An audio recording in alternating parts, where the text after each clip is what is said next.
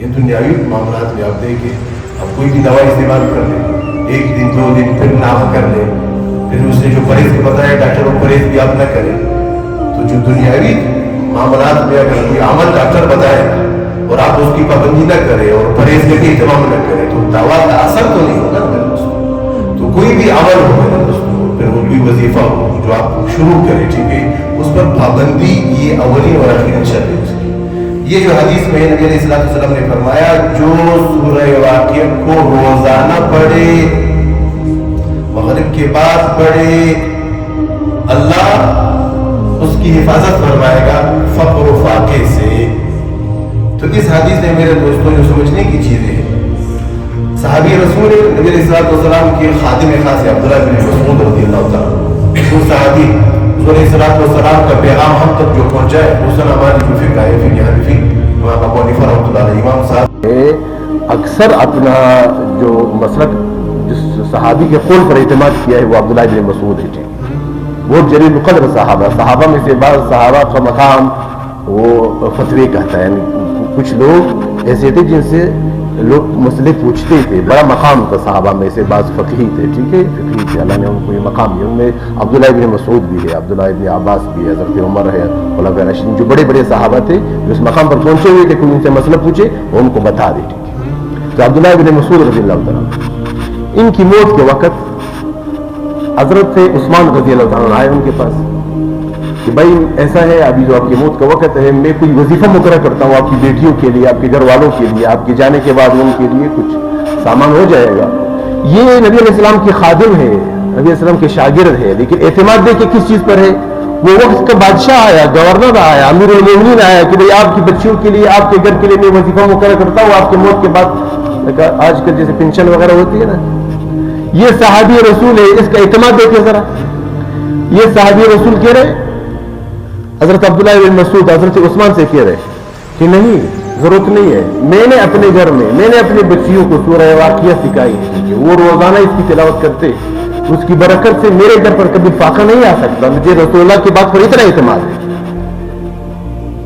یہ عمل کے اندر میرے دوستوں اس وقت طاقت اور قوت آئے گی جب ہم اس کیفیت میں، اس اعتماد سے اس پر عمل کریں گے۔ تو علماء نے کہا ہے جو روزانہ کرے گا، کل لیلہ، ہر رات، حدیث میں یہ نقطہ آیا ہے، جو روزانہ سورہ واقعہ کی تلاوت کرے گا اس گھر میں فاقہ نہیں ہے گا، روزانہ۔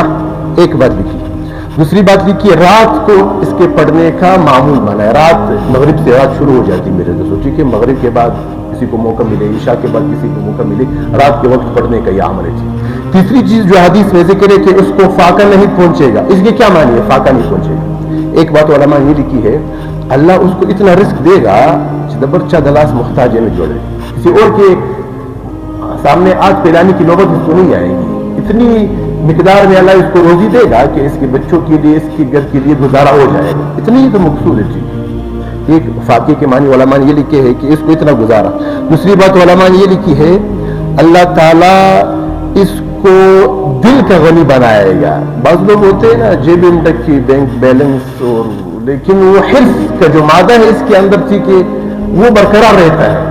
حدیث میں اصل جو غنا ہے وہ دل کا غنا ہے۔ ایک آدمی رات کو سبزی کھاتا ہے، اللہ کا شکر ادا کرتا ہے، خوشی، سکون، چین، راحت سے، وہ بھی بچے بھی سو رہے ہیں، دال سبزی کھا کر وہ سکون، وہ رحمت، وہ برکت جو اس کے گھر میں ہے، اور اس میں دوسرا گھر ہے، وہ روزانہ گوشت بھی ہے، روزانہ روش بھی ہے، سب کچھ ہے، گاڑی بنگلہ، لیکن وہ بے چینی، وہ روزانہ جنگ، وہ چیزیں، برکت ادھر سے اٹھ چکی ہے، ٹھیک ہے۔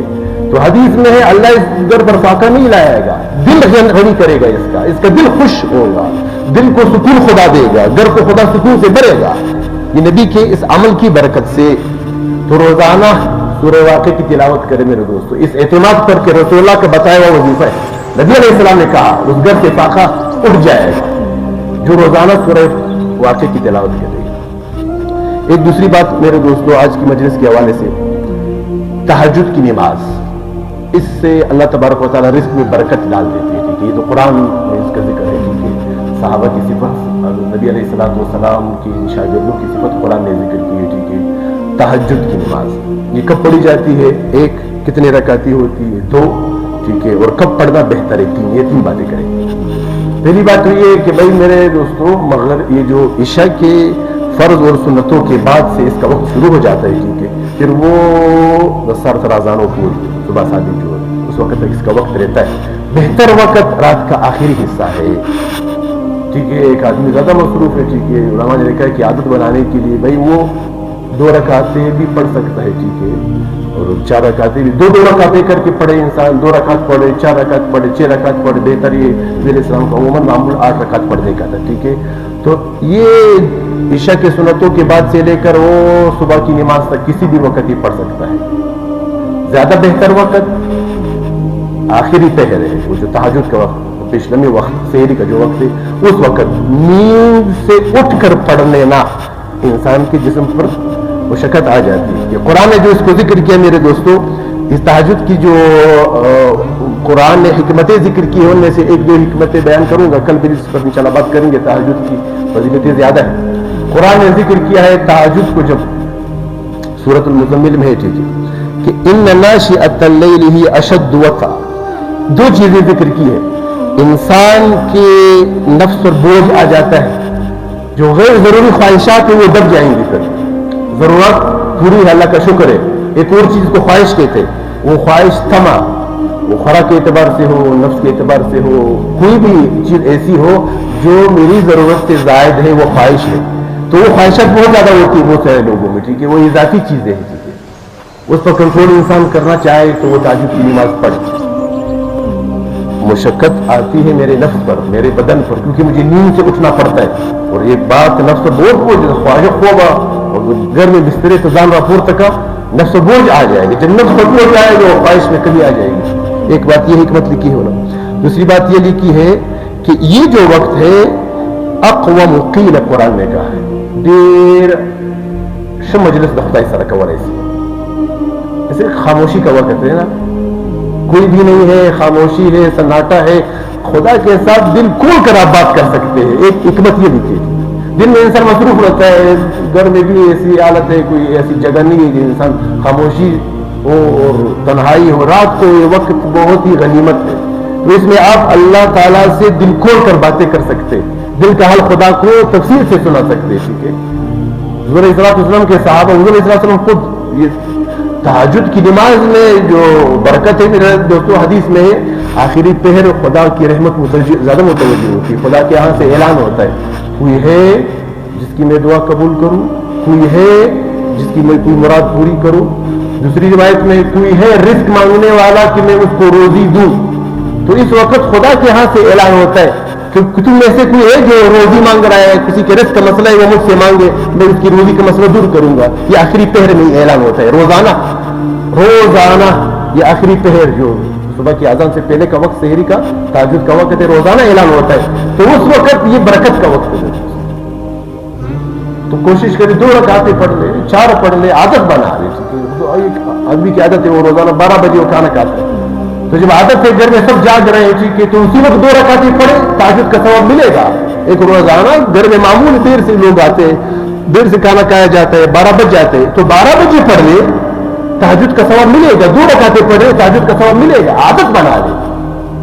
ٹھیک، گھر میں ماحول ہو کہ بھائی سوتے ویسے بھی بستر پر آئے، ٹھیک ہے، وضو کر کے آئے، پوری رات عبادت کا ثواب بھی ملے گا. تو یہ کچھ چیزیں ایسی ہیں جو قرآن و سنت سے میرے دوستوں ثابت ہے. پابندی شرط ہے میرے دوست. اعتماد خدا پر، رسول اللہ پر اتنا ہو کہ خدا نے قرآن میں کہا ہے میرا اعتماد ہے اس پر، نبی علیہ السلام نے حدیث میں کہا ہے میرا اس پر اعتماد ہے. ٹھیک ہے، تو یہ کچھ چیزیں ایسے کل میں انشاءاللہ اس کو کچھ اور فضیلتیں بیان کر لیں گے. آج کے لیے کافی ہے. وآخر دعواہم ان الحمدللہ رب العالمین. الحمدللہ والصلاة والسلام علی رسول اللہ. اللہم یا حی یا قیوم برحمتک نستغیث. اللہم یا حی یا قیوم برحمتک نستغیث. اللهم يا حي يا قيوم برحمتك نستغيث. اللهم أعنا على ذكرك وشكرك وحسن عبادتك.